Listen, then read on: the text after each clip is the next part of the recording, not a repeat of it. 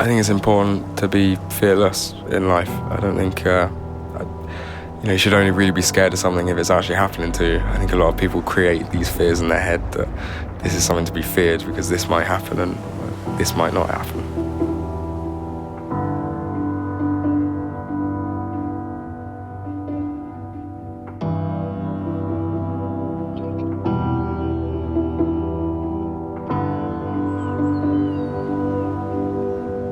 I was born in Margate. I've always loved the town as a seaside town, and a huge amount of childhood memories in this corner of Kent.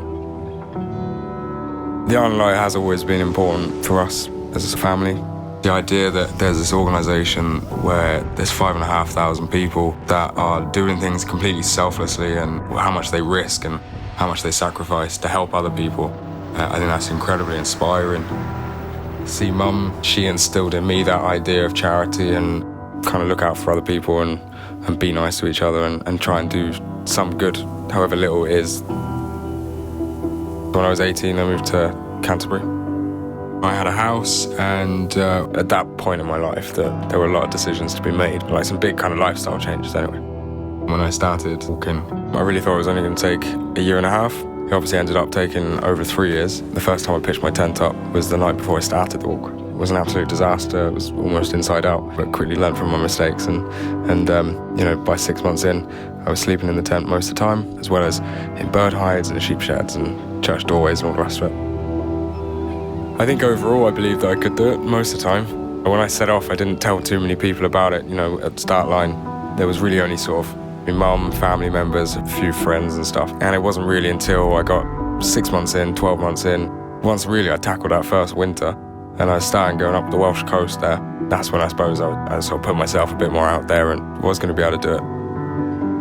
How do you compare 3 years worth of days? Every day's been completely different over the last 3 years. There's definitely been times where I've wanted to quit. When I was coming into Cornwall, it was maybe 3 days of constant rain, and by the second night, third night, I was sleeping in a wet sleeping bag, and I was just like, you know what, why am I doing this? And I remember thinking to myself, I'm going to get to Falmouth, and I'm going to get on a train, go back home, and then never talk about this walk ever again, and just pretend that I never even started this. I got to Falmouth and walked into the lifeboat station. The mechanic there said, "What the bloody hell are you doing?" and basically gave me a cup of tea, and I spent the weekend there. Came Monday morning, I was leaving. I got about 6 miles along the cliff path out of Falmouth and sort of remembered that I was meant to be quitting, and it was just having spent the weekend in Falmouth and with all the lifeboat crew, and they had 2 shouts over that weekend, and it was just fantastic, and it made me forget that I was even going to quit, and then reminded me why I'd even started in the first place.